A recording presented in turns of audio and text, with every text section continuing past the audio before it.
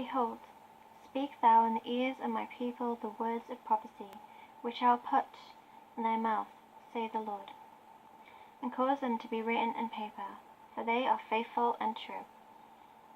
Fear not the imaginations against thee, let not the incredibility of them trouble thee that speak against you. For all the unfaithful shall die in their unfaithfulness. Behold, saith the Lord, I will bring plagues upon the world, the sword, famine, death, and destruction. For wickedness hath exceedingly polluted the whole earth, and their hurtful works are fulfilled. Therefore saith the Lord, I will hold my tongue no more as touching their wickedness, which they profanely commit, neither will I suffer them in those things, in which they wickedly exercise themselves. Behold, the innocent and righteous blood crieth unto me, and the souls of the just complain continually. Revelation 6:10 and 19:2. And therefore saith the Lord, I will surely avenge them, and receive unto me all the innocent blood from among them. Behold, my people is led as a flock to the slaughter. I will not suffer them now to dwell in the land of Egypt, but I will bring them with a mighty hand and an outstretched arm, and smite Egypt with plagues as before, and will destroy all the land thereof. Egypt shall mourn, and the foundation of it shall be smitten with the plague and punishment that God shall bring upon it. They that till the ground shall mourn, for their seed shall fail through the blasting and hail, and with a fearful consolation. Woe to the world, and them that dwell therein, for the sword and their destruction draweth nigh, and one people shall stand up to fight against another, and swords in their hands. For there shall be sedition among the men, and invading one another. They shall not regard their kings nor princes, and the course of their actions shall stand in their power.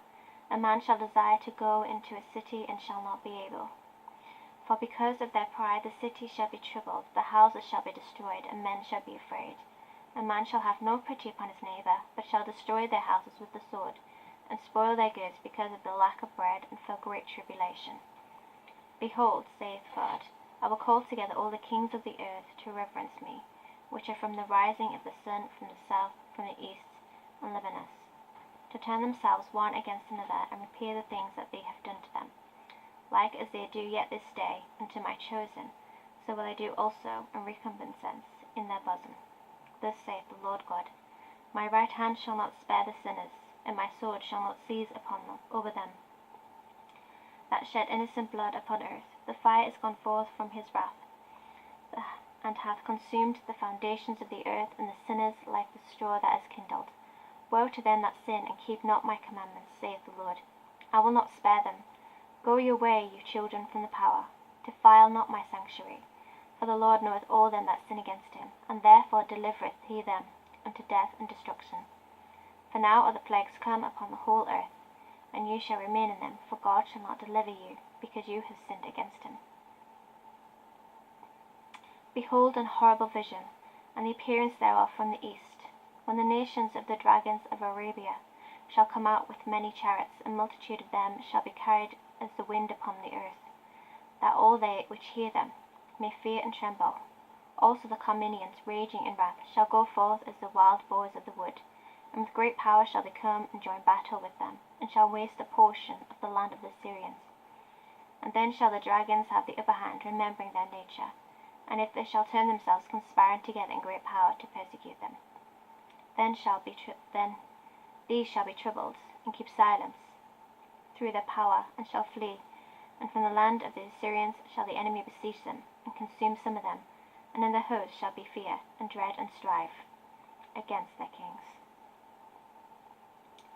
Behold, clouds from the east, and from the north unto the south, and they are very horrible to look upon, full of wrath and storm. They shall smite one and another, and they shall smite down a great multitude of stars upon the earth, even their own star. And blood shall be from the sword unto the belly, and dung of men unto the camel's litter. And there shall be great fearfulness and trembling upon earth, and they that see that wrath shall be afraid, and trembling shall come upon them. And then shall there come great storms from the south and from the north, and another part from the west. And strong winds shall arise from the east, and shall open it, and the cloud which he raised up in wrath, and the star stirred to cause fear toward the east and west wind, shall be destroyed.